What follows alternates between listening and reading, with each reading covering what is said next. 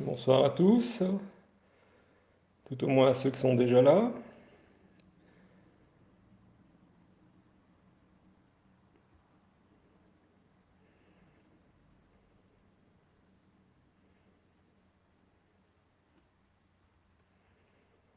Je pense qu'on doit être en ligne. Bonsoir. Donc, Greg Bambi me confirme que je suis bien en ligne. Alors, on va attendre un petit peu.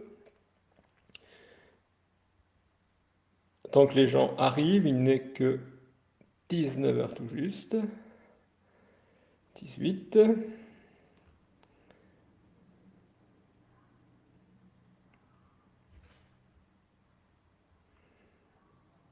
24 personnes en ligne.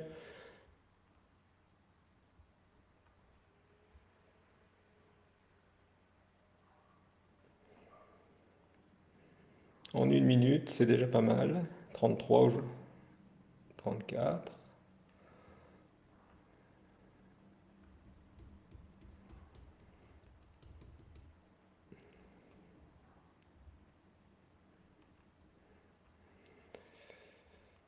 Oula, je n'ai pas fait aller la souris, là. Il y a déjà du monde qui m'a dit bonsoir. Bonsoir à tous. Bonsoir Jean-Charles. Bonsoir Stéphane. 39,47 pour l'instant. Bonsoir. 47, ça roule.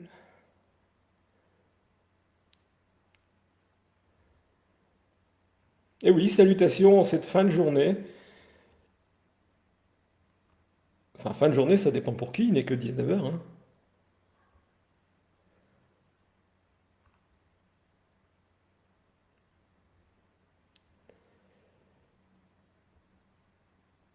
Alors, 53 personnes. Bon, ben ce soir, c'est... Bon, déjà, je vous souhaite tous la bienvenue sur la page de la FFDM.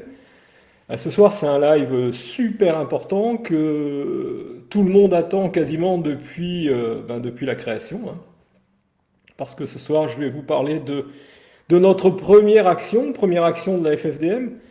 Euh, Ça n'a pas été une mince affaire, je vais vous expliquer tout ça.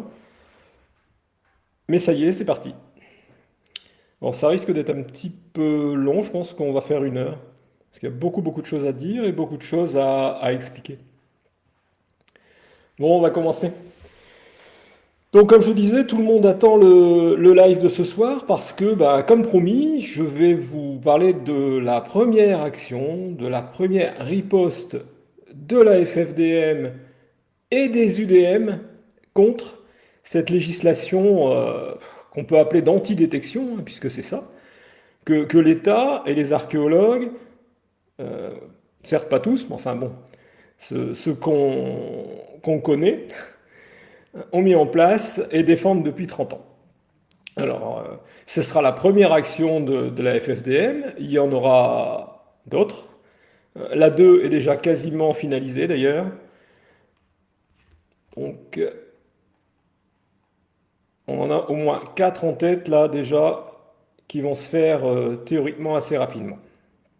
Alors, on a été clair depuis le début, la FFDM a été créée pour que les UDM français puissent détecter et déclarer leurs trouvailles sans être ennuyés.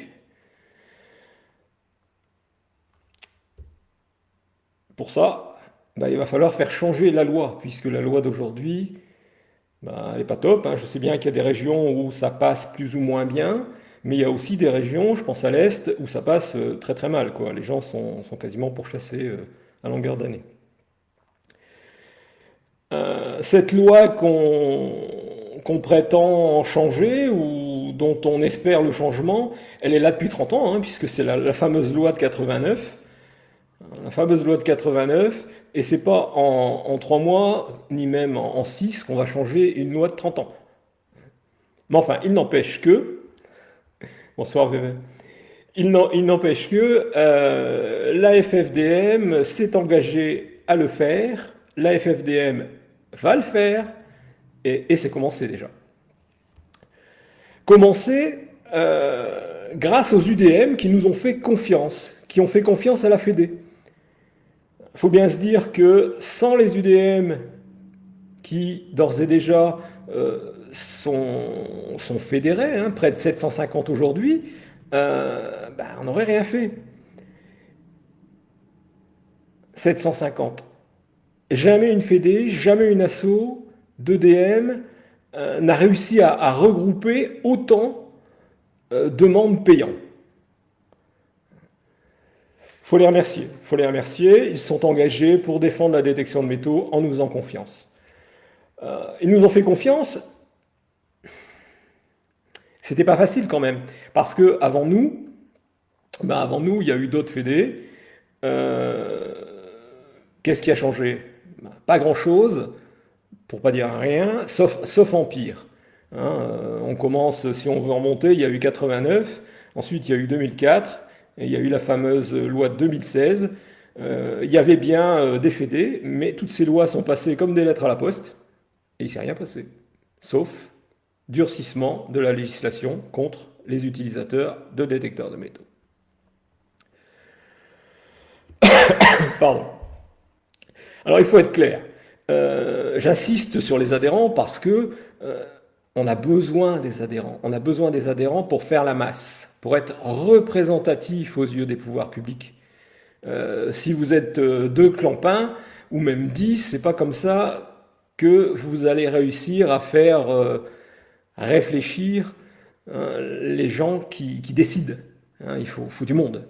Hein, il faut que ces gens-là comprennent qu'on est nombreux à solliciter un changement de la législation parce qu'elle ne nous convient pas, et pas qu'à nous d'ailleurs. Hein. Il faut aussi du monde parce que il faut des adhésions pour financer les honoraires des avocats. Hein, toutes les adhésions, tout ce qu'on récupère, tout passe en honoraires d'avocat. C'est les adhésions qui permettent ça. Sans argent, on ne fait rien. On le sait tous, c'est le nerf de la guerre, hein, on dit, mais sans argent, on ne fait rien. Donc, plus on aura d'adhérents, plus la FFDM pourra intenter d'action, et plus on aura une chance de faire changer les choses. Alors, pour faire changer les choses, on a réussi, on a la chance d'avoir trouvé vraiment un cabinet d'avocats qui est au top. Ils sont hyper motivés par la cause à défendre, et pas que par l'argent. On dit, ces gens-là aiment l'argent, oui, tout le monde aime plus ou moins l'argent. Seulement, eux sont motivés aussi par notre cause. Et ils nous donnent un sérieux coup de main. D'ailleurs, sans eux, on ne fait rien. Et même s'ils ne sont pas motivés par l'argent, ils ne peuvent pas travailler gratuitement non plus. Donc on paye. Mais bon, ils sont sympas, ils sont très sympas. Ouais, alors précision utile pour les gens qui malheureusement sont dans la critique pendant que nous on bosse. La FFDM, c'est des assos, 6, c'est des adhérents, c'est pas de boutique, on n'a pas de boutique derrière. Qu'est-ce qu'il y a d'autre?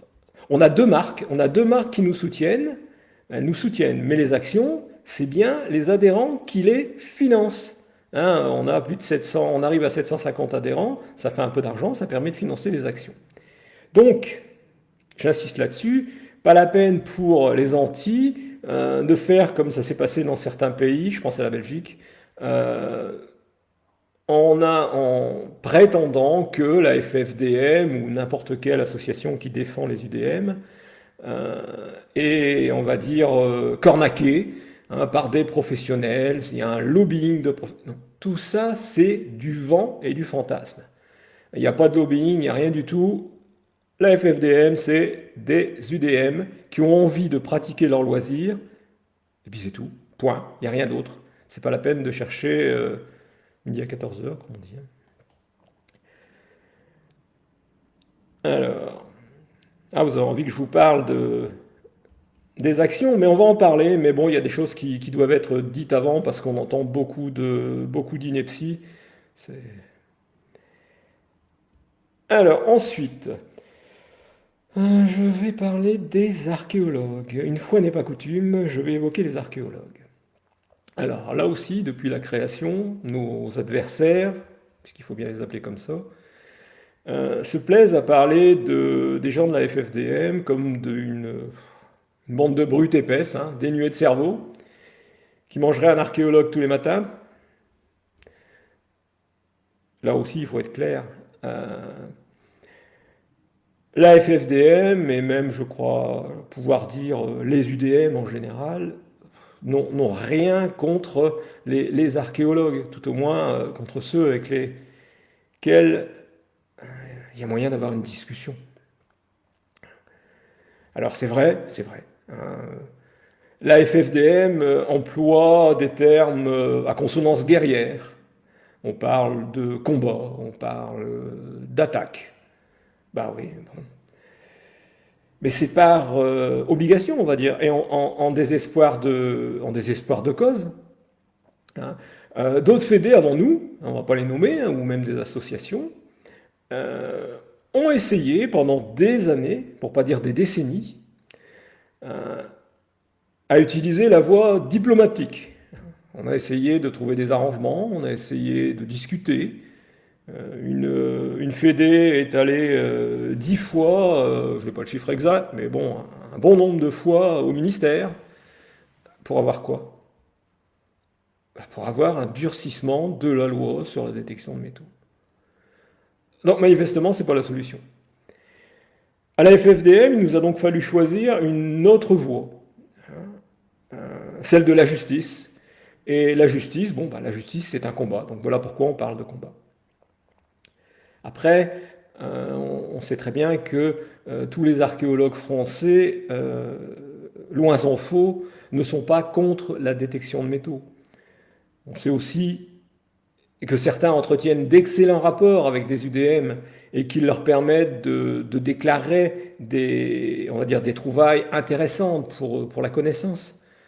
Bon, on ne peut que les remercier. Ces gens-là ont tout compris. Au moins, les trouvailles déclarées, elles ne sont pas perdues et bah, elles sont connues pour tout le monde et tout le monde en profitera. Mais malheureusement, bon, ces archéologues-là bah, sont pas trop bien vus a priori dans leur corporation.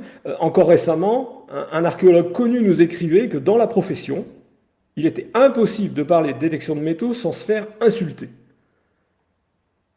C'est un monde quand même. Ces archéologues ont tous fait les mêmes études.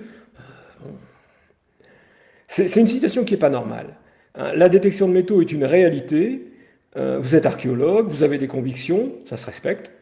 Mais vous pouvez aussi être archéologue et penser que les UDM ont un rôle à jouer dans la sauvegarde du patrimoine. Peut-être, si c'est le cas, il serait temps de vous manifester. Vos collègues des pays du Nord l'ont fait. Dans l'intérêt du patrimoine, ils ont créé la base d'enregistrement européenne des trouvailles. Bon, bah pourquoi pas vous en France? Il y avait bien Artefact, seulement tout ce qui était de provenance, on va dire UDM, a été retiré il y a quelques années. C'est dommage, c'est vraiment dommage. Bon, après, on va passer aux UDM. Alors, au niveau des UDM, on n'est pas crédule non plus. Hein, on sait très bien, et on ne va pas se mettre la tête dans le sable, que parmi les UDM, il y a des gens qui ne respectent pas la loi. On sait qu'il y a des UDM qui ne respectent rien d'ailleurs. Mais c'est une minorité. Il faut arrêter de dire que tous les UDM sont attirés par l'argent, qu'ils ont envie d'arrondir les fins de mois. C'est faux. Regardez un petit peu ce qui se passe en Angleterre ou au Royaume-Uni. Régulièrement sur le site du PASS, on voit des gens qui ont donné une monnaie, donné des monnaies en or. Hein. Tiens, encore hier, une bague en argent. Ils ont donné gracieusement au musée. Alors qu'on ne nous dise pas que les UDM veulent se remplir les poches. Les UDM veulent détecter et eux aussi faire avancer l'histoire. De toute façon, dans toutes les activités, UDM ou pas UDM, il y a des brebis galeuses. Dans toutes les corporations, c'est pareil. À la chasse, vous avez les braconniers. Sur la route, vous avez les gens sans permis. Au niveau des archéos, vous en avez qui faussent leur rapport pour faire croire qu'ils ont trouvé quelque chose d'exceptionnel. Il y en a un en Espagne qui a été condamné récemment. avait inventé un peu n'importe quoi. Mais ouais, mais c'est pas pour autant qu'on va interdire la chasse, qu'on va interdire la circulation automobile, ni la publication des rapports d'archéologie. Donc bon, euh, voilà. Alors, je conclus, hein. On n'a rien contre les archéos. On respecte leurs études, on respecte leur travail. Mais pour le moment, à la FFDM, on milite pour avoir une législation dans le style de celle de la Finlande, des Pays-Bas, du Royaume-Uni, de la Finlande. Donc quand la loi permettra la détection de loisirs, il est bien évident qu'on travaillera, si on peut appeler ça travailler, avec les archéos, euh, on donnera, on créera ou on alimentera, si c'est eux qui créent, la base de données. Les archéos et puis les UDM ont quand même un point commun de taille. Ils s'intéressent au passé et veulent sauvegarder le patrimoine. Théoriquement, ils devraient s'entendre. Enfin bon. Bon voilà. Voilà qui devait être dit. On va maintenant passer à ce que vous attendez tous, l'action numéro 1.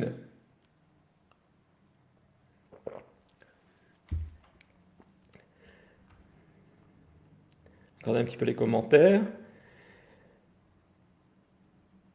Ah bah évidemment, tous les adhérents reçoivent une carte, hein. En ce moment, ça met une bonne semaine à arriver. Une fois que l'adhésion a été faite. Mais on sait tout ça via au fait. Ah ben je me doute bien qu'il y a... Non, non, mais il y a des... Oui, il y a des gens qui savent, mais d'autres qui ne savent pas, donc vaut mieux dire. Le prospecteur est patient, mon canard. Oui. Si je gagne l'auto, je fais un don. Oh là là, bah oui, bah là on n'est pas prêt de récupérer de l'argent, hein. Ah bah comment les Belges ont fait? Ben, ils font exactement ce qu'on fait, nous. Ils ont fait changer la loi. Avec plus de monde dans l'attraction, ça plus... C'est certain. Au plus il y aura de monde, salut Rudy, au plus il y aura de monde, au plus on en sortira. Non, ils ne vont pas interdire de détecter, ils ne peuvent pas. Seulement, ils vont encore limiter. Et ils vont encore augmenter la pression sur les UDM, hein. Pour l'instant, on a l'Est où ça craint, et puis PACA. Donc bon.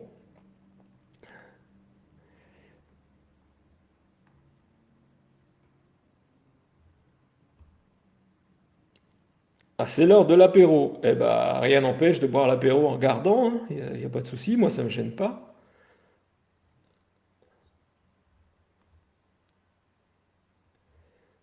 Bon allez, j'attaque les actions.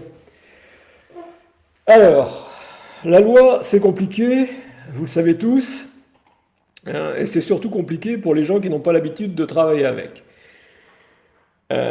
Donc je vais essayer d'être clair, je vais essayer de vous expliquer tout ça, pardon, avec les mots de tout le monde et de tous les jours. Si malgré tout c'est pas clair, essayez de poser des questions, on y répondra. Je ne suis pas tout seul, hein, on a l'équipe là qui alimente les commentaires. Alors on y revient. Donc la FFDM a demandé à son cabinet d'avocats de nous faire une étude complète de la législation française sur la détection de métaux, de rechercher là-dedans ce qui est illégal et de nous proposer des solutions pour changer tout ça dans un premier temps et dans un deuxième temps pour nous aider à faire reconnaître, voire à faire légaliser d'ailleurs, la détection de loisirs. Alors, il faut quand même savoir que les avocats, ils sont 3 à bosser sur le sujet depuis plusieurs mois. C'est un boulot énorme parce que la détection de métaux, ça dépend d'une quantité de textes de loi différents, des textes de loi français, des textes de loi européens. Bon, donc c'est pas une mince affaire. Alors, au niveau des textes, beaucoup d'entre vous, pour pas dire tous, ou au moins tous devraient le connaître, connaissent l'article 542.1 du Code du patrimoine. Alors c'est le fameux article qui dit que pour utiliser un détecteur de métaux. Pour des recherches archéo ou historiques, il faut une autorisation préfectorale. On sait tous que l'autorisation préfectorale, c'est même pas la peine d'y croire, quasiment personne en a. Alors, si on se limite à ça, on se dit, cool, moi je fais pas de recherche archéo, j'ai l'autorisation du propriétaire, d'ailleurs il m'a signé le papier, je vais détecter, tout va bien. Eh bien ça, ce serait très bien, et ce serait vrai, si les antidétections de métaux n'avaient pas fait rédiger par le ministère de la Justice un document qui annule la deuxième partie de l'article 542.1. La partie qui dit « recherche à des fins archéologiques, historiques, tatata ». Ce qui veut dire que l'article, aujourd'hui, il est transformé en « la détection de métaux est interdite sans autorisation préfectorale ». Du coup, on est tous verbalisables. Eh oui. D'ailleurs, ce document, la FFDM, vous en avez parlé il n'y a pas trop longtemps, au mois de juillet, il me semble. On avait appelé ça le document qui tue ou quelque chose dans ce goût-là. Ce document, c'est la fameuse circulaire DACG, de la Direction des Affaires criminelles et des grâces de 2017. C'est cette circulaire qui fait que la détection de métaux de loisirs est interdite. C'est marqué en toutes lettres dans la circulaire. En toutes lettres, c'est marqué. La détection de métaux de loisirs n'a aucun fondement juridique et s'apparente à une chasse au trésor. Eh ouais.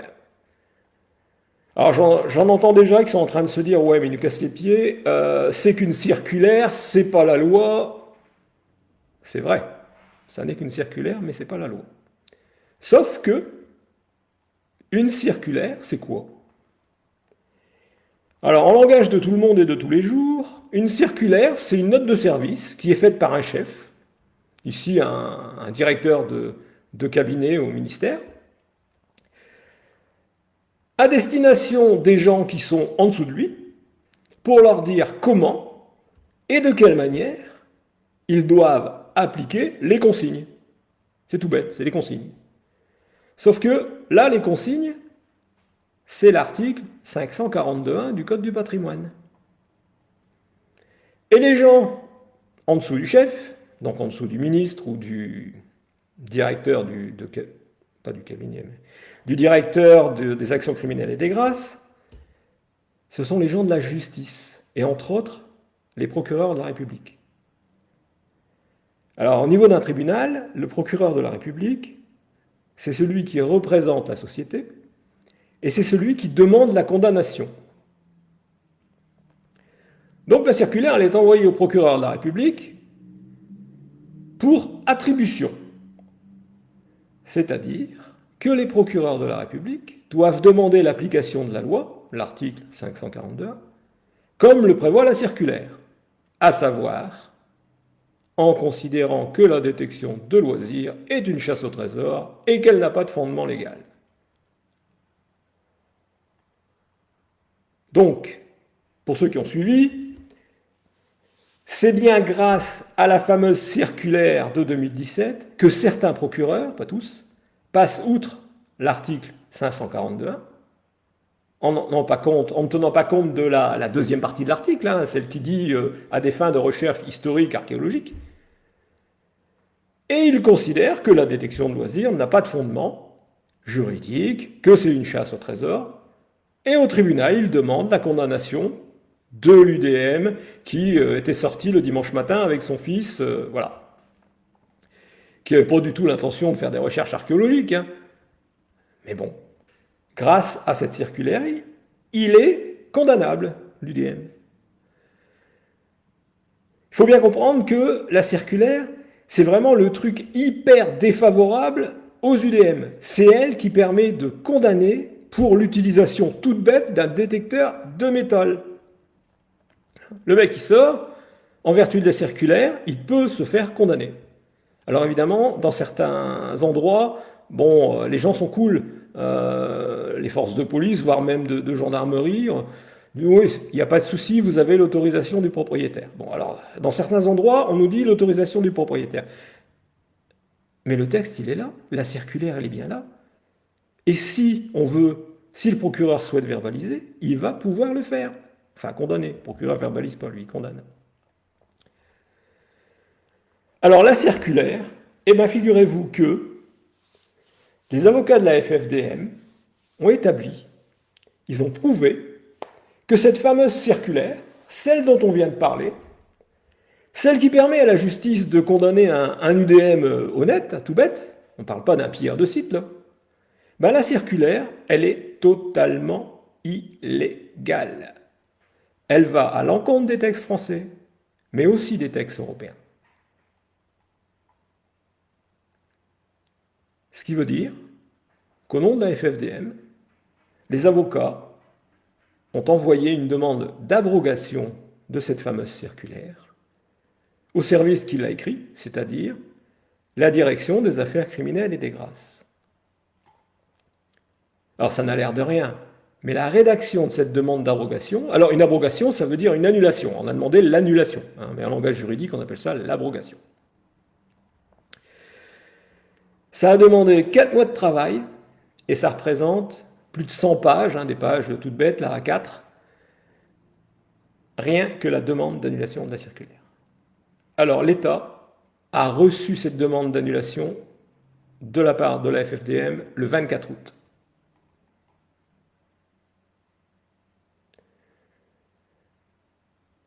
La direction des affaires criminelles et des grâces a maintenant, depuis le 24 août, 2 mois pour nous répondre. Pas 50, 2 mois. Dans les 2 mois, ils sont censés nous répondre. Alors, s'ils nous répondent de façon positive, ce qu'on espère tous, hein, on croise tous les doigts, on verra bien ce qu'on fera, ce que les avocats feront. S'ils ne nous répondent pas, ou s'ils nous répondent de façon négative, ben c'est déjà prévu. La FFDM saisira le Conseil d'État d'une requête en excès de pouvoir contre la décision de refus d'annuler, d'abroger la circulaire illégale.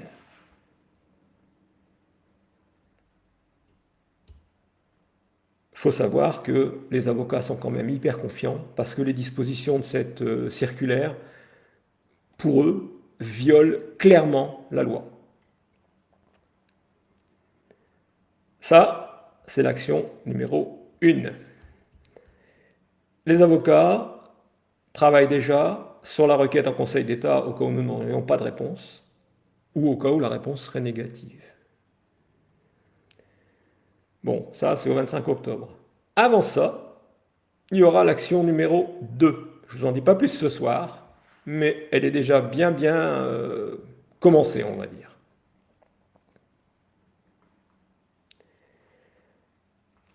Alors, je vais regarder un petit peu les commentaires. Baisser les prix des détecteurs. Bon, c'est pas ça qui fera avancer la loi, hein.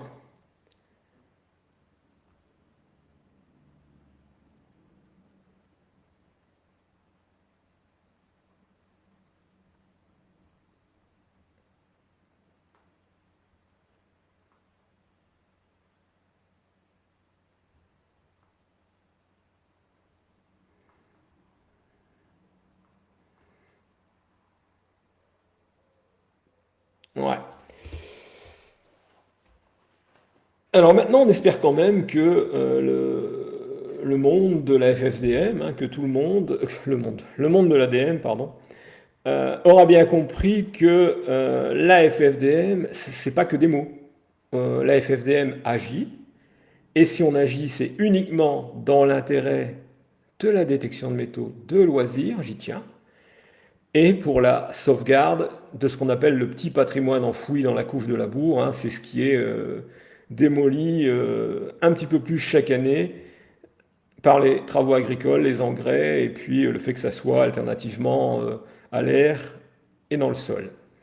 Donc, si la FFDM se bat, c'est uniquement pour ça.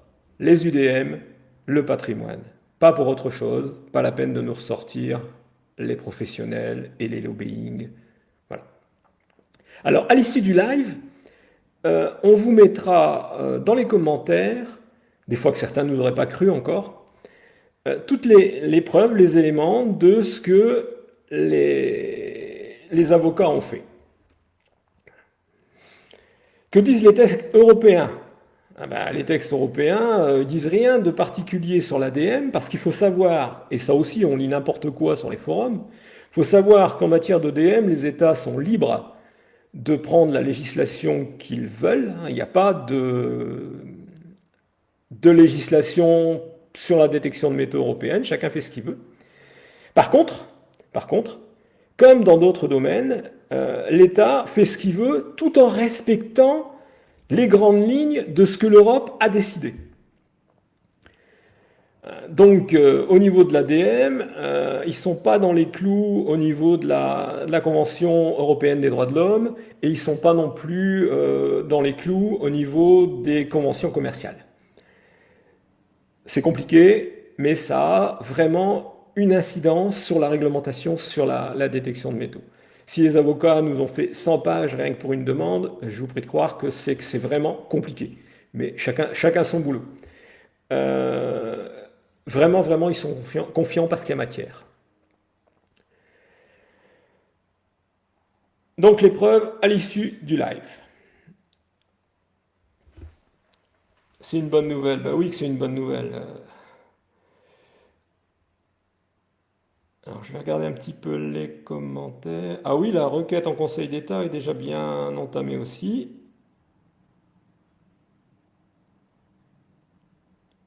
La deuxième salve, bon ça va venir incessamment sous peu. Hein, pour la Picardie. On y travaille, Alexis, pour la Picardie. Attendons la deuxième salve.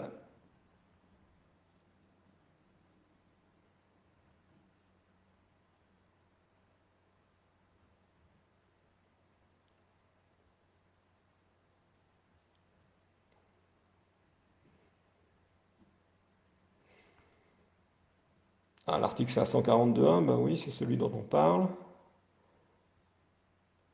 Et on vient de gagner un adhérent. Et ben oui, mais il nous en faut des adhérents. Il nous en faut. Au plus on sera, au plus on pourra bouger. Je vais vous rappeler quelques... Bon, l'action, ben, je vous l'ai dit, hein, c'est celle-là. Je vais vous rappeler quelques points importants. Donc on parlait des adhérents. C'est vrai, il nous faut du monde. Au plus on sera, au plus on fera de choses. Au plus on pourra agir. Et au plus on sera représentatif. Si vous êtes 10 dans la rue, on vous envoie les gendarmes. Si vous êtes 100, on vous envoie le maire. Si vous êtes 1000, vous avez peut-être avec un peu de chance le député qui va sortir. Et puis si vous êtes 10 000, eh ben, vous êtes invité à la préfecture. Donc il faut du monde. Après, il faut du monde pour la représentativité, mais il faut du monde pour l'argent aussi, parce qu'il faut des sous.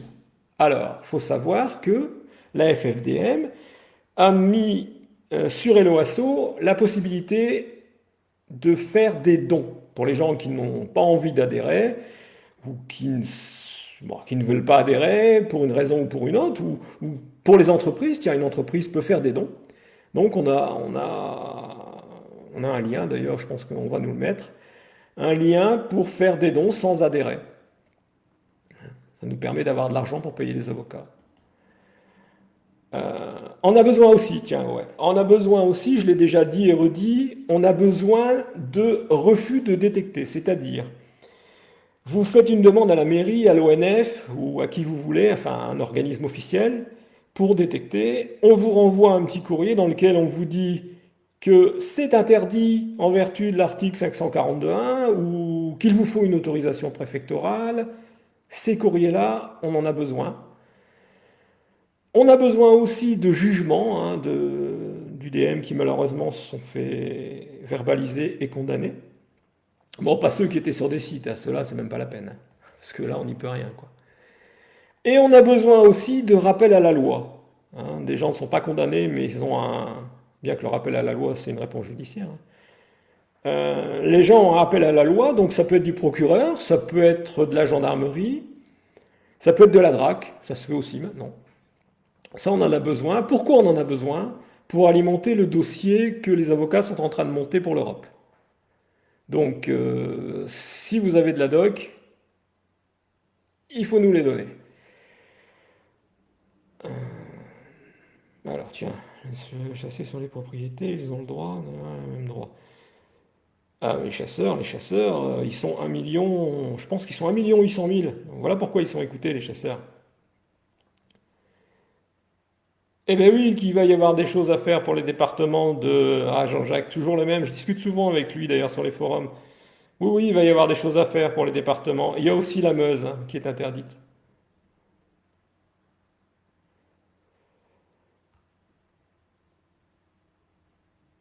12 cm, c'est déjà illégal. 12 cm de quoi? À partir du moment où on creuse, de toute façon, c'est illégal.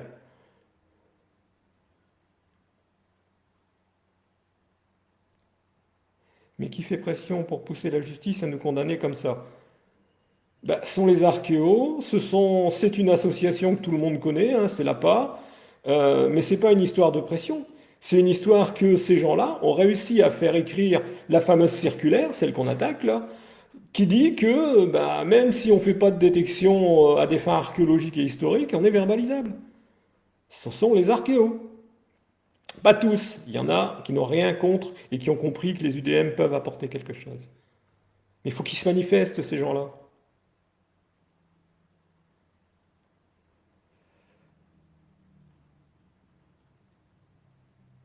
On va organiser un rallye en Picardie. Bah, dans un département où pour l'instant la détection est interdite, bon courage quoi, hein.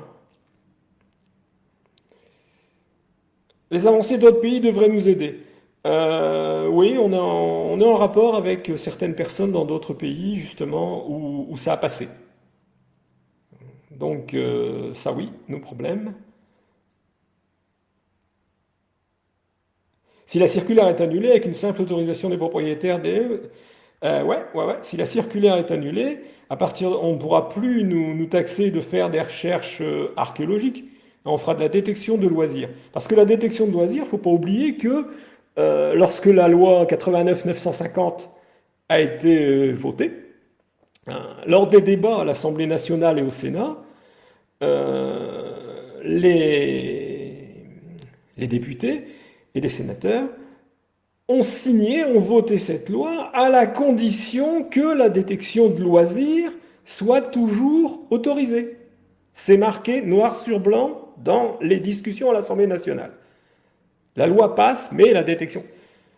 Pas de chance. Depuis, et notamment, alors cette loi de 89, elle a été abrogée en 2004. Ensuite, on a eu la loi sur le patrimoine, là, celle où il y a le 542.1. Et là, on a totalement oublié qu'en 89, le législateur avait dit, ouais, ok, la loi passe, mais la détection de loisirs existe. On a oublié ça. Et pour enfoncer le clou, en 2017, on a pondu la circulaire, alors là, qui tue carrément la détection de loisirs. Voilà pourquoi elle est illégale.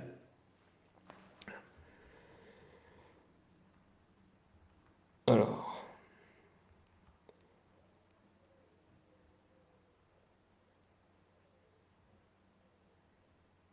être sur une propriété avec autorisation, pourquoi autant de décalage avec les endroits où on ne peut pas détecter? Mais c'est pas qu'on ne peut pas détecter, c'est qu'il y a une loi aujourd'hui, une loi et une circulaire de la DACG qui dit que la détection de loisirs est interdite. Aujourd'hui, pour détecter, euh, on va dire, en n'ayant pas trop de chances de se faire ennuyer, ben, il n'y a pas de secret, on n'a pas le droit de faire de détection de loisirs, on peut simplement rechercher des objets qui ont été perdus par quelqu'un, hein, objets parfaitement identifiés. La personne vous demande de rechercher un objet, bon, ben là, vous pouvez sortir votre détecteur. Après, quelque chose qui se fait de plus en plus pour le bétail, c'est la dépollution dans les prés.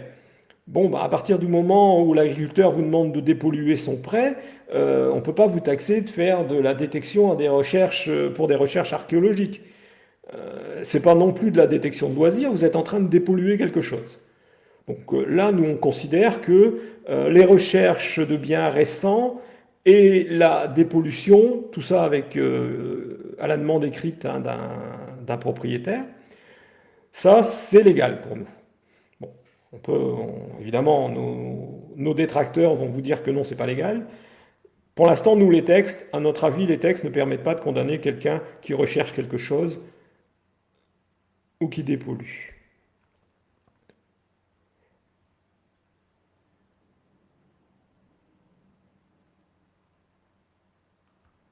Alors j'espère que nous aurons une réponse le 25 octobre.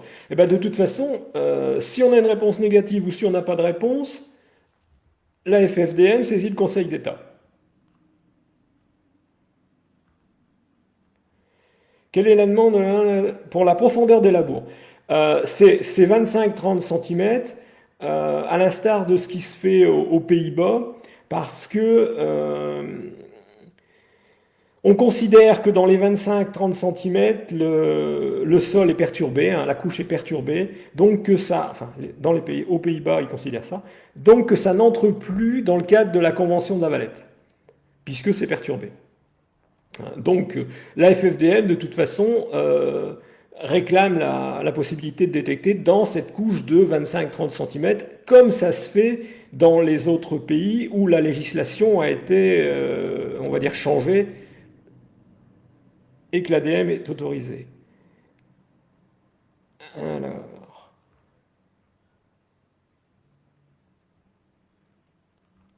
dans les autres pays, de toute façon, c'est clair, hein, dans les codes qui ont été instaurés par les instances archéologiques, il est clairement marqué qu'on ne descend pas en dessous de 30 cm. Il est clairement marqué aussi que si on tombe sur un dépôt ou quelque chose qui est intéressant, hein, on arrête les frais, on arrête de creuser, ce qui est plus que logique. Hein, de toute façon, ça, à partir du moment où vous descendez en dessous de 30 cm, vous êtes chez les archéos là. C'est normal, c'est leur truc. Il ne faut pas casser non plus, casser ce que eux pourraient trouver dans un terrain qui n'a pas été perturbé.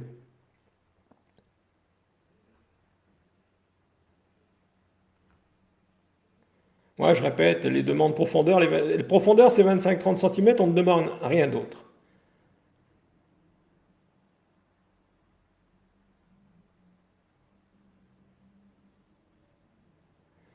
Alors, je parcours les commentaires pour voir si je peux répondre, si mes petits camarades n'ont pas répondu, ou n'ont pas eu le temps de le faire.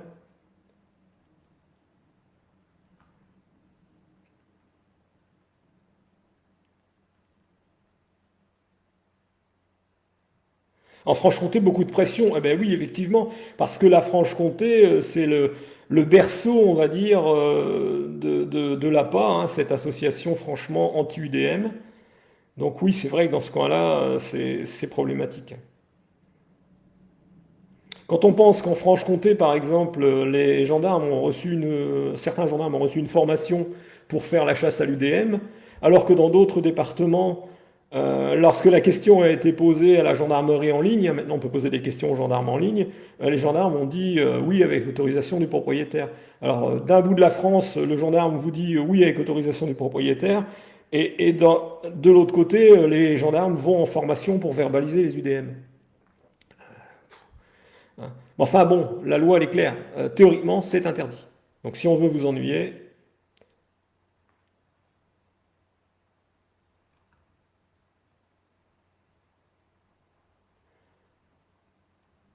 ah ben évidemment que la détection de visu a une restriction aussi.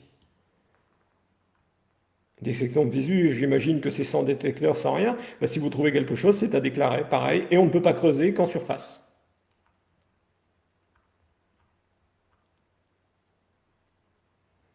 Non, il n'y a pas de périmètre autour d'un site classé. Le site, il est classé ou il n'est pas classé, c'est tout. Hein, mais le souci, c'est qu'on n'a pas forcément connaissance aujourd'hui des sites classés parce que, bon, il y a bien l'arrêté de 2004, mais il y a autre chose. Le- on a la base, l'Atlas des patrimoines qui est en ligne, mais l'Atlas des patrimoines, a priori, est loin d'être complet. Et ce qui est complet, c'est la base Patriarche, et ça, on n'y a pas accès. Hein, on n'y a pas accès. D'ailleurs, à terme, si jamais on arrivait à faire bouger la loi, on réclamerait un accès, bon, même pas un accès, on réclamerait à ce que ça soit en ligne, comme ça se passe en Belgique ou ailleurs. Hein, les lieux classés sont en ligne. En Wallonie, ça s'appelle les zones bleues.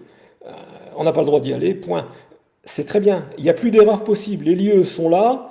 Si quelqu'un est pris sur ce lieu classé, bah, c'est tout faux pour lui et tant pis pour lui. Aujourd'hui, étant donné que c'est pas diffusé, bah, il est possible que des gens se retrouvent sur un lieu classé sans le savoir. C'est pas normal, quoi. Alors qu'on nous dise pas non plus que si on diffuse les lieux classés, ils vont être pillés. Les gens qui ont envie de piller n'ont pas besoin de la diffusion des sites archéologiques, ils savent très bien où ça se passe. Ça aussi, c'est... Les délinquants ont toujours une longueur d'avance sur la justice. Donc là où il y a quelque chose à trouver, ils le savent très bien, ça n'a pas besoin d'être diffusé. Par contre, l'UDM honnête, lui, a besoin de le savoir pour ne pas y aller.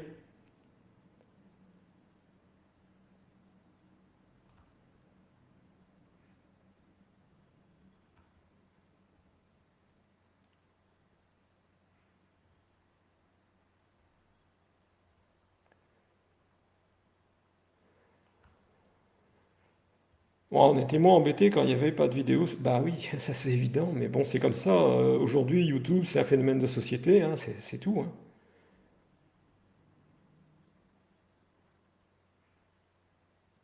C'est un véritable problème, hein, sur YouTube pardon, ou ailleurs.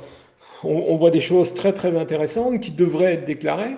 Le souci, c'est que les gens ne peuvent pas déclarer, parce que s'ils déclarent, ils risquent des ennuis. Bon, moi j'ai un cas en tête, hein. Le type, il a déclaré une fibule, il a été condamné pour avoir déclaré une fibule. Après, il faut pas s'étonner, quoi.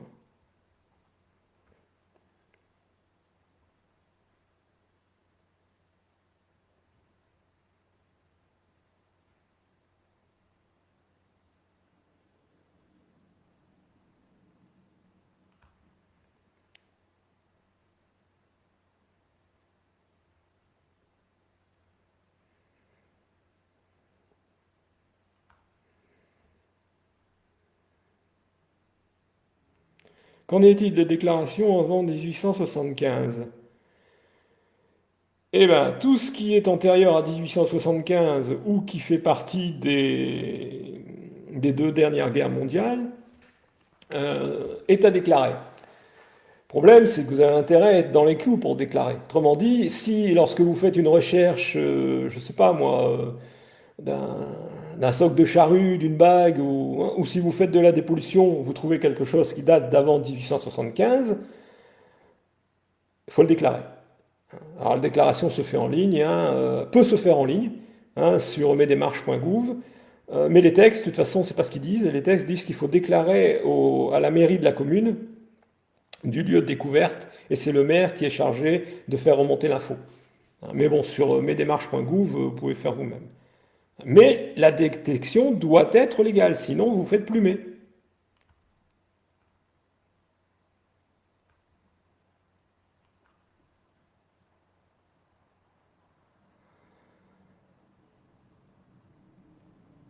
Elle est illégale en Picardie parce que beaucoup de détecteurs ont dépassé les bornes. Non, non, c'est pas ça.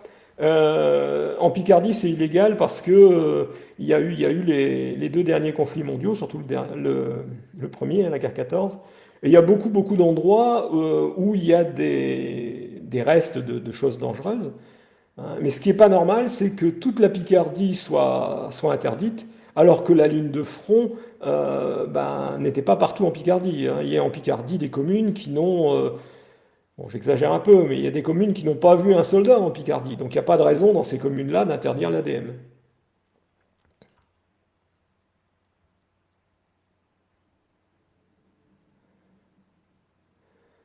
Avec les produits phytosanitaires, bah oui, exactement. C'est ce qui démolit tout. Il y a ça, et il y a le fait que les objets soient une année au-dessus, une année en dessous.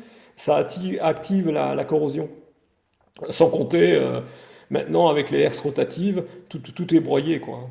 Effectivement, on fait du sauvetage. Si on le fait pas, bah, les pays étrangers, c'est pour ça que la DM a été, on va dire, autorisée dans certains pays, parce que les archéos ont admis, et se sont rendus compte, d'ailleurs, il y a des études qui ont été faites, hein, que, ben, effectivement, dans les 30 premiers centimètres, tout était broyé ou détruit par les produits.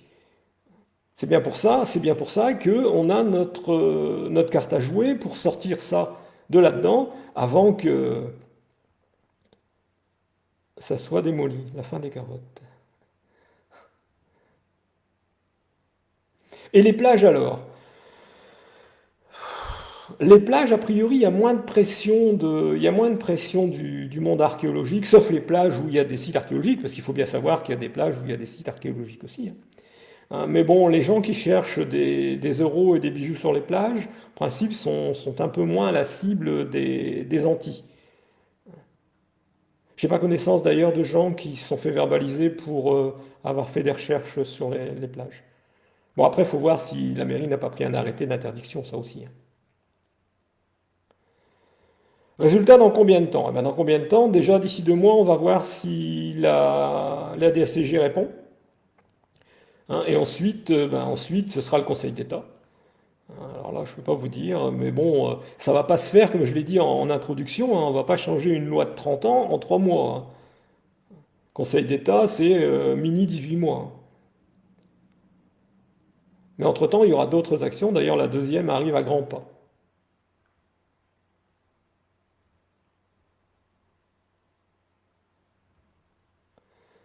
On n'a qu'à tous passer des diplômes d'archéologie. Ah non, moi je suis pas d'accord avec ça. Moi, j'ai pas envie de faire de l'archéologie, j'ai envie de faire de la détection de métaux. Et beaucoup d'UDM veulent faire de la détection de métaux et n'ont pas envie d'aller gratter avec une truelle.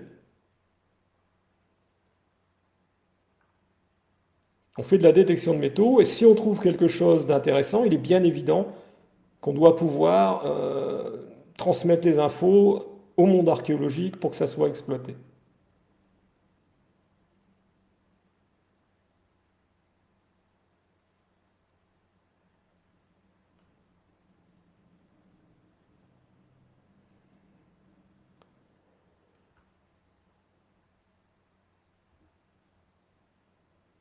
Il y a des proprios qui ne voudront pas qu'on leur retourne leur terre. Ah bah oui, de toute façon, quoi qu'il arrive, on ne pourra jamais détecter si on n'a pas l'autorisation du propriétaire. Parce qu'en France, quand même, le droit de propriété, c'est marqué dans la Constitution, hein, le droit de propriété, c'est quelque chose de sacré. Bon, le type, il est propriétaire de son bien, il n'a pas envie que vous alliez y promener votre poêle à frire, c'est son droit. Ça, on ne pourra jamais aller contre. Ce qui est normal. Imaginez s'il y a un type qui a envie de venir détecter dans votre, je sais pas moi, dans votre jardin ou dans votre pelouse. Non.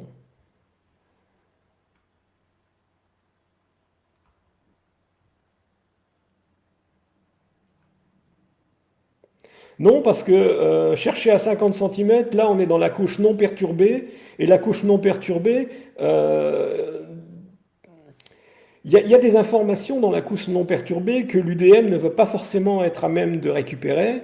Il faut être archéo. C'est le boulot des archéos, ça.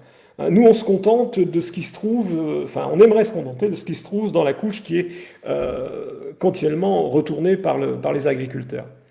Hein, le non perturbé, non, la Convention de la Valette l'interdit, ça doit être réservé aux archéos.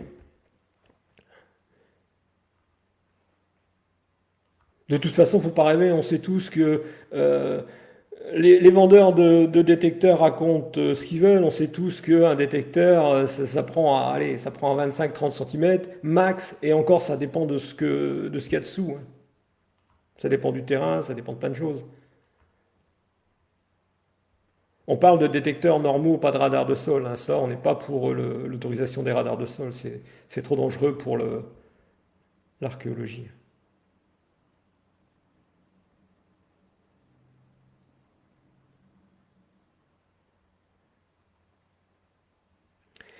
Alors, pourquoi ne pas créer une association pour déclarer? Ben ouais, mais on ne peut pas déclarer dans la mesure où la détection est interdite.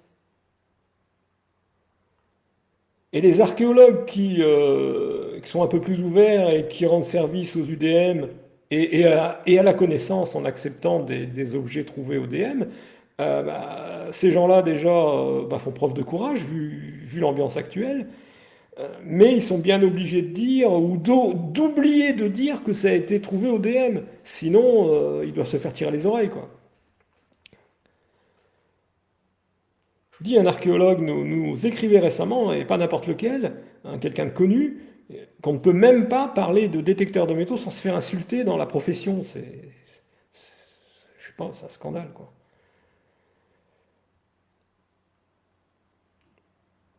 C'est les archéologues qui font la chasse aux détectoristes. Bah, certains, oui.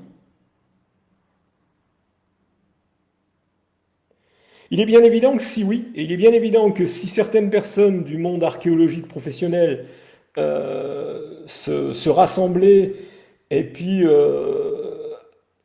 nous aider, nous soutenir en disant oui, ça s'est vu ça se voit dans des quantités de pays, il y a d'ailleurs même la base européenne maintenant, les UDM peuvent nous apporter quelque chose, nous on est OK, ces gens-là, il faut qu'ils se regroupent, et puis à la limite, qu'ils se fassent entendre. Mais le problème, c'est il semblerait que aujourd'hui, lorsqu'on est archéologue, et qu'on a envie de dire que bon, les UDM peuvent servir à quelque chose quand même, on se fasse mettre au placard.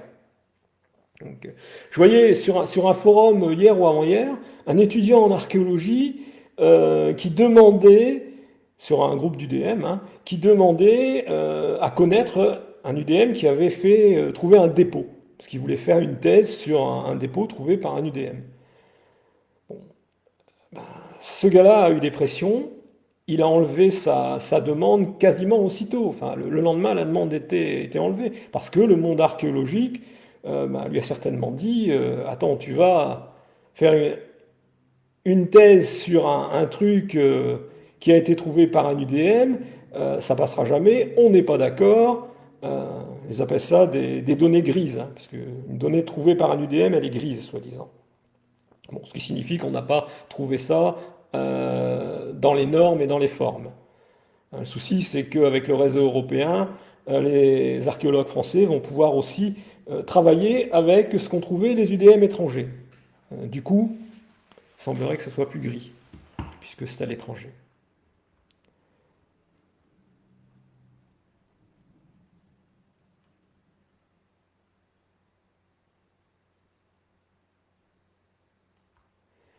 À la surveillance des sites archéologiques, c'est pas notre travail. C'est le travail de l'État, des policiers, c'est pas le travail des UDM d'aller surveiller les sites archéologiques.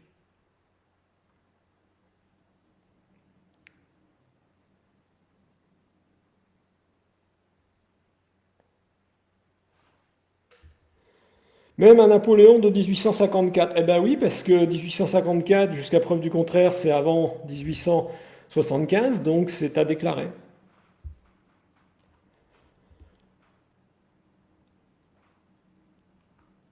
Vaut mieux vendre du shit que détecter, il y a moins de soucis. Bon, je sais pas trop. Bon, celui qui en fume aujourd'hui, c'est 200 euros a priori. Et il est tranquille. Donc là, oui, effectivement, je pense que le type qui détecte et qui se fait verbaliser, il y en aura pour plus que 200 euros malheureusement.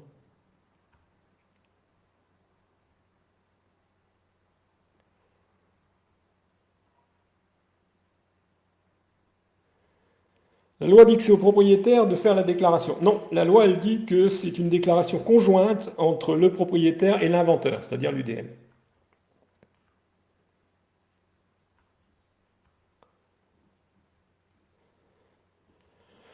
Un permis, bon, nous on est plutôt pour, on va dire, une licence ou un agrément, parce que quand on parle de permis, on parle d'examen, quoi. Il y a le permis de conduire, le permis de chasse, tout ça, c'est des documents qui sont donnés à des gens qui ont réussi un examen. Ça, on n'est pas trop pour, parce que c'est sélectif, hein, c'est sélectif. Nous, on est plus pour un agrément, hein, c'est-à-dire vous faites la demande, comme ça se passe en Flandre, vous faites la demande, et puis l'État vous accorde un agrément de détectoriste, ils s'appellent comme ça en Flandre, et vous pouvez détecter. Bon, en contrepartie, vous êtes obligé de déclarer. Les services de l'État peuvent venir voir en Flandre, hein, peuvent venir voir chez vous ce que vous avez. Bon, enfin, on s'en moque à partir du moment où on est clean.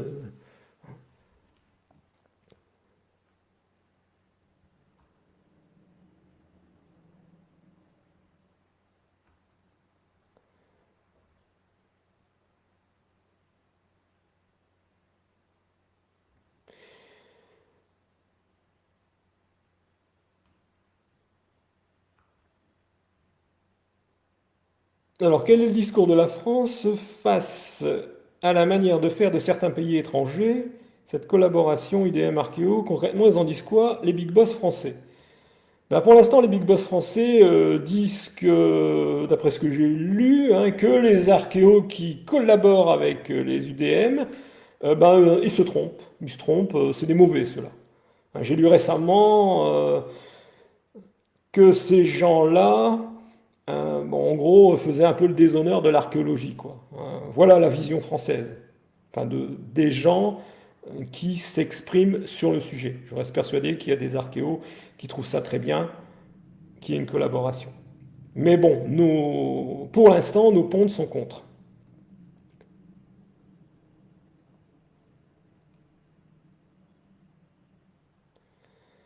Je ne savais pas comment 75 se déclare. Bah si, c'est en 75. Bah, c'est dans la fameuse circulaire, ça.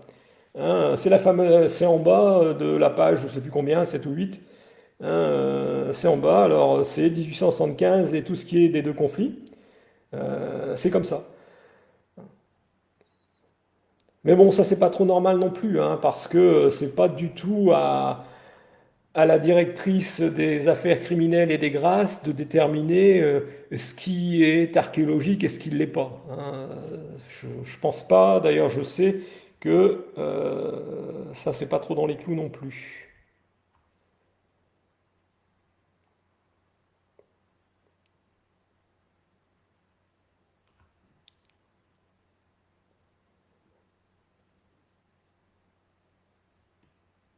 Alors, mais la loi dit que ce n'est pas à l'UDM de faire la déclaration, mais si, la loi elle dit que c'est conjointement à l'inventeur et au propriétaire. Ben, s'il n'a pas fait la déclaration, ben, c'est verbalisable, c'est un délit. Quelle est la deuxième action prévue? Vous le saurez incessamment sous peu. Comment ça se passe dans les forêts publiques? Il n'y a pas de proprio. Alors en France, tout appartient à quelqu'un. Il y a toujours un propriétaire. Hein, les forêts publiques, elles appartiennent à l'État. Ce sont les forêts domaniales. Hein, donc théoriquement, il faudrait demander l'autorisation si la détection était autorisée aux eaux et forêts. Hein, d'ailleurs, ça ne s'appelle plus comme ça, je pense maintenant, à l'Office national des forêts. Bon, certains ont essayé, tous ont eu un refus. D'ailleurs, les refus nous intéressent, hein. Je l'ai dit tout à l'heure.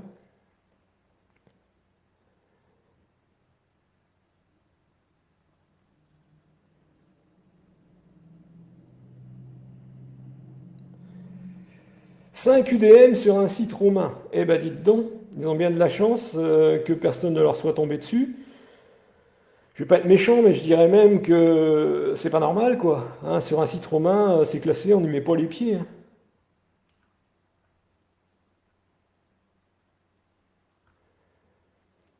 Où vont les trouvailles des archéologues? Car franchement, les musées français sont tristes, il n'y a rien à voir. C'est désolant. Ben, c'est peut-être qu'ils trouvent pas grand-chose. Les musées au Royaume-Uni regorgent de découvertes faites par les UDM.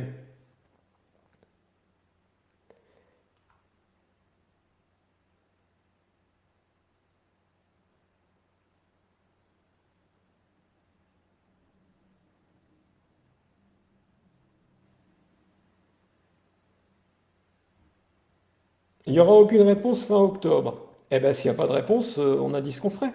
C'est Conseil d'État, c'est prévu.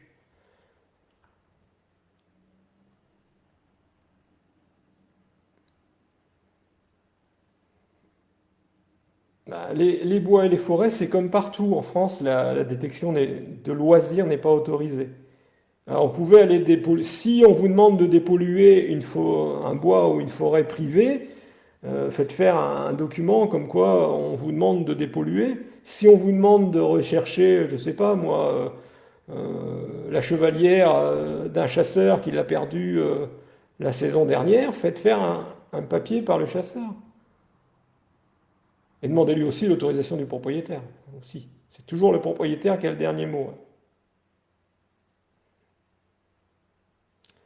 Alors en Belgique, il me semble que maintenant il faut pas. Non, non, non, non, non, non, non, non. En Belgique, il faut rien du tout. Alors la Belgique, il y a la Flandre et la Wallonie. En Flandre, il suffit de demander l'agrément. Et vous avez l'agrément, un agrément de détectoriste. En Wallonie, il faut assister à une demi-journée de formation. Je suis bien placé pour le savoir, j'y suis allé. Une demi-journée de formation et on vous donne une attestation à l'issue de la demi-journée qui est à joindre à votre demande d'agrément.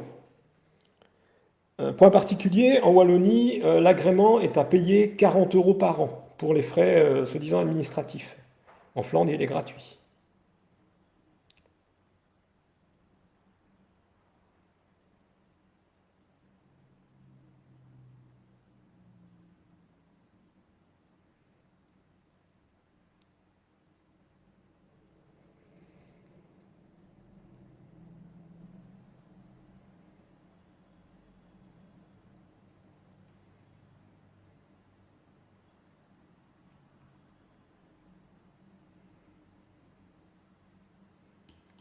Qu'en est-il des 30 centimètres de couche non perturbée en forêt?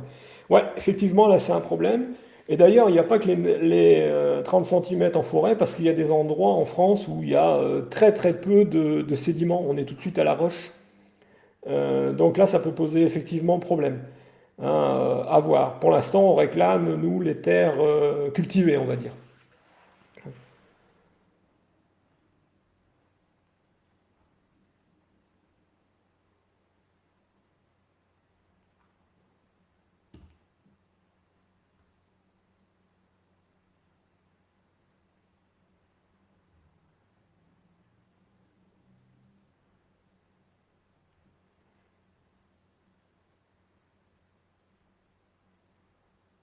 Demain, il sera interdit d'observer les étoiles. Bah oui, peut-être, à moins que ça devienne payant. C'est bien pour ça qu'il faut se défendre. Tant qu'on ne se regroupe pas et qu'on ne se défend pas, tout passe.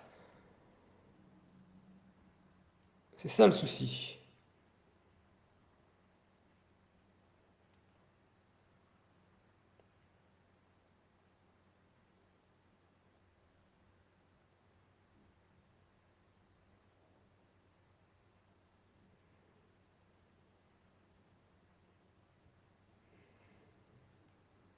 Bah oui, et même la Deuxième Guerre, c'est pas un site archéologique, c'est les objets de la Deuxième Guerre qui sont. Après, oui, effectivement, les lieux des combats, tout ça, il y a probablement des endroits, je pense aux plages du débarquement, tout ça, ouais, ces sites, on peut pas y aller, hein. C'est normal. Y a-t-il des archéos parmi nous? Bah, pas à ma connaissance. Mais si des archéos sont ouverts et veulent nous donner un petit coup de main, il y a pas de souci, hein.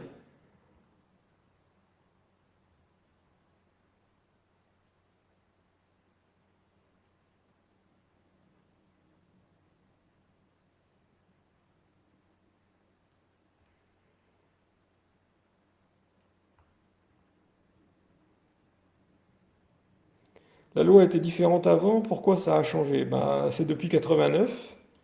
Pourquoi ça a changé? Ben, parce que manifestement, il y a eu de plus en plus d'UDM, et puis il y a peut-être de plus en plus de gens qui ont fait des bêtises aussi.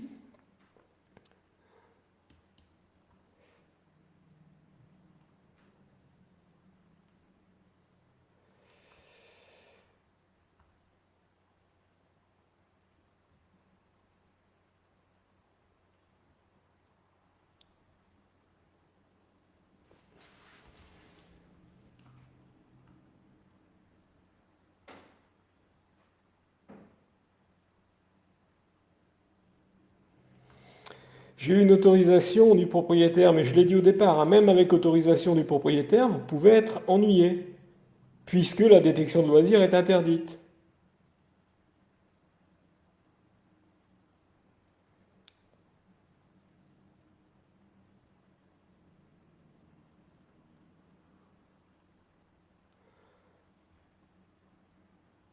Les UDM sont utiles, bah oui que les UDM sont utiles.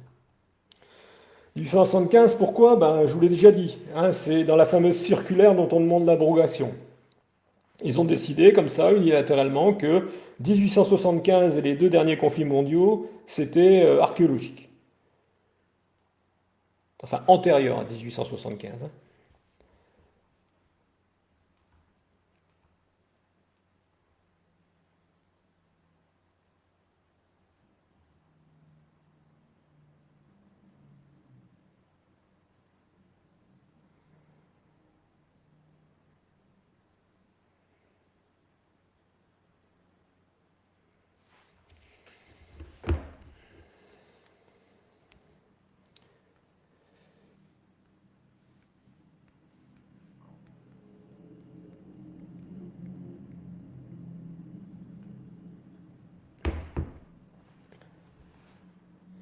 Alors, un Français qui veut aller détecter en Belgique ou dans un autre pays, peut-il avoir l'agrément? Ouais, tout à fait.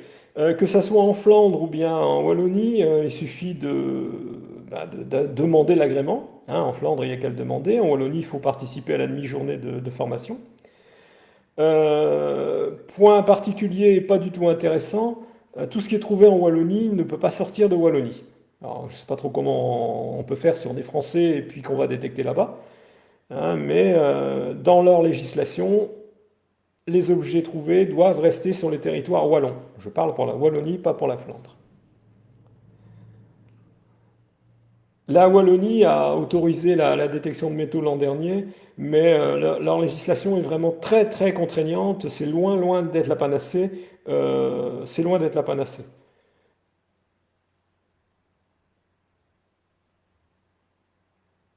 En Flandre, par exemple, les UDM peuvent garder, une fois qu'ils les ont signalés, peuvent garder les objets chez eux. Résultat, bon, ça marche bien. En Wallonie, les UDM sont censés déposer les objets dans des centres agréés. Alors les centres agréés ne sont pas encore tous, on va dire, ouverts, hein, mais c'est à terme. Alors à terme, on sait pas quand est-ce que c'est, parce que la question a été posée lors des réunions, hein, les réunions obligatoires avant les agréments, hein. On ne sait pas, mais à terme. Voilà. Alors les objets ne sortent pas de Wallonie et devront être déposés. C'est rédhibitoire parce qu'on sait bien que les UDM veulent garder leurs objets. Donc dans les pays du Nord et où ça fonctionne, les objets sont déclarés, signalés, mais ils restent chez les UDM, chez le propriétaire. Ce sont des fichiers numériques qui sont déclarés, hein, dans les pays du Nord. Par contre, hein, notamment en Flandre, les objets sont toujours à la disposition des instances archéo, des chercheurs s'ils veulent les étudier, hein. L'UDM a l'obligation de présenter les objets, ce qui est normal.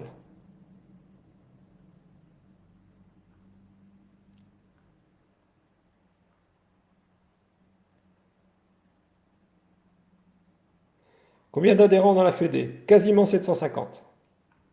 On y est presque ou on va y être incessamment sous peu.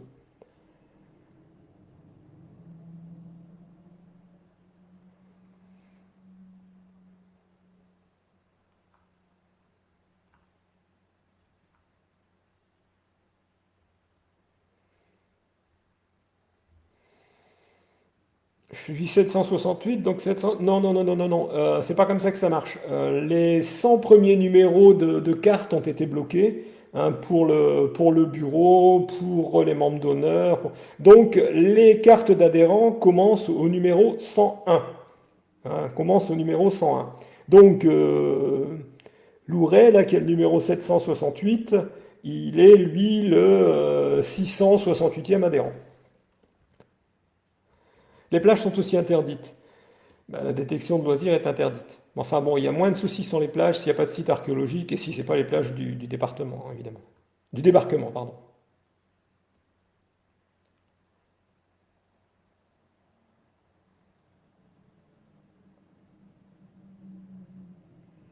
Les cotisations vont-elles augmenter? Bon, la FFDM, non, c'est pas prévu.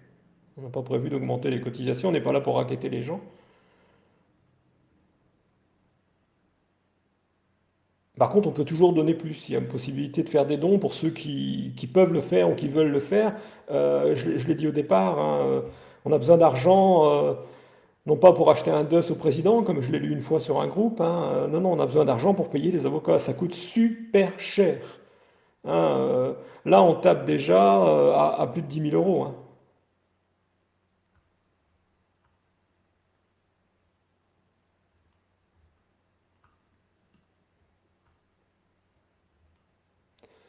Bon, on va pas rester là jusqu'à minuit, hein.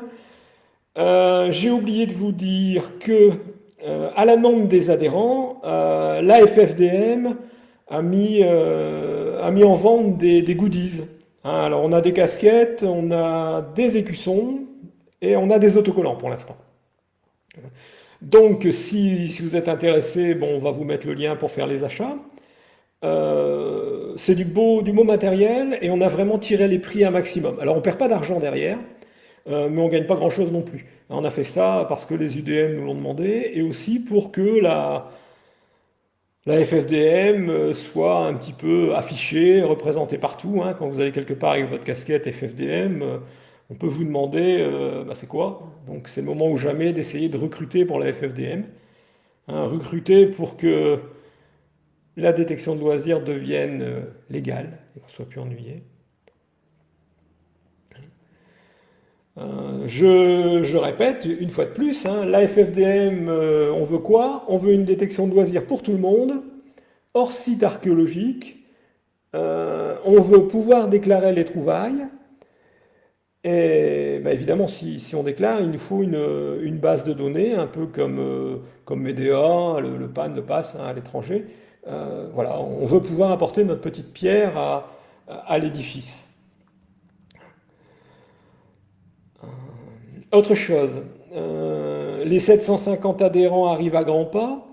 Je sais que certains attendent, trépignent même, pour le tirage au sort, hein, parce qu'aux 750 adhérents, nous avons mis un amphibio et d'autres lots à gagner.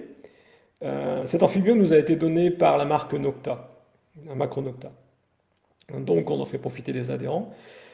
Comme on est quasiment aux 750, le live arrive à très grands pas, hein, ce sera certainement la semaine prochaine ou la semaine d'après, on verra bien.